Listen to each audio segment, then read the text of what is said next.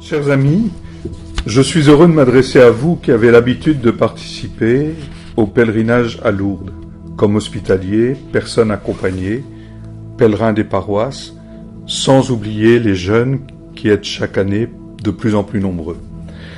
Cette année, à cause de la pandémie de la Covid-19, les foules n'afflueront pas au sanctuaire de Lourdes, ordinairement fréquenté chaque année par quelques 570 000 pèlerins.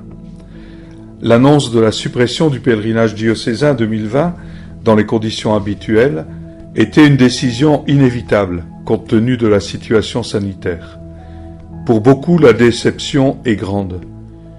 L'hospitalité du Havre, pour autant, s'est mobilisée pour vous permettre d'être cette année encore des pèlerins. Nous sommes appelés à nous mobiliser pour vivre un temps fort de prière qui sera absolument unique pour un pèlerinage diocésain. Nous ne sommes pas invités à un pèlerinage virtuel. C'est un pèlerinage, tout ce qu'il y a de plus réel.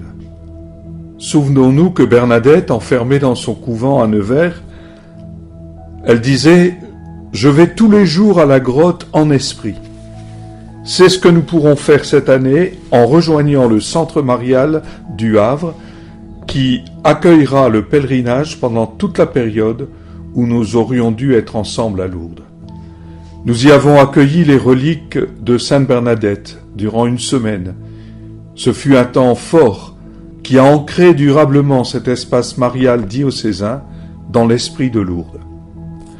En ce lieu construit autour de la reproduction de la grotte de Lourdes, où tant de personnes viennent confier à la Vierge Marie leurs difficultés et leurs épreuves, afin qu'elle intercède auprès de son Fils.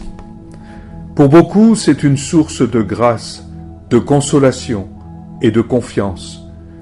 Venir prier au centre marial, c'est davantage qu'une simple visite. C'est une rencontre avec la Vierge, qui nous indique sans cesse le chemin de son Fils.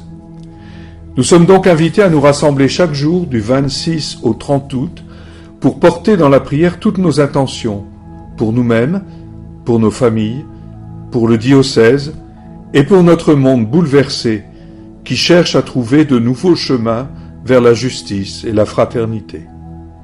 Nous confierons au Seigneur, par l'intermédiaire de la Vierge Marie et de Sainte Bernadette, toutes nos intentions pour les défunts de cette période d'endémie, les familles éprouvées par le deuil, les personnes malades et isolées, les jeunes et leur avenir, les vocations diverses dont notre Église a besoin et que le Seigneur saura susciter.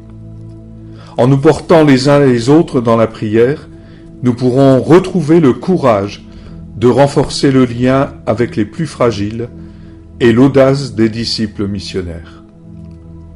Notre-Dame de Lourdes, priez pour nous. Sainte Bernadette, priez pour nous.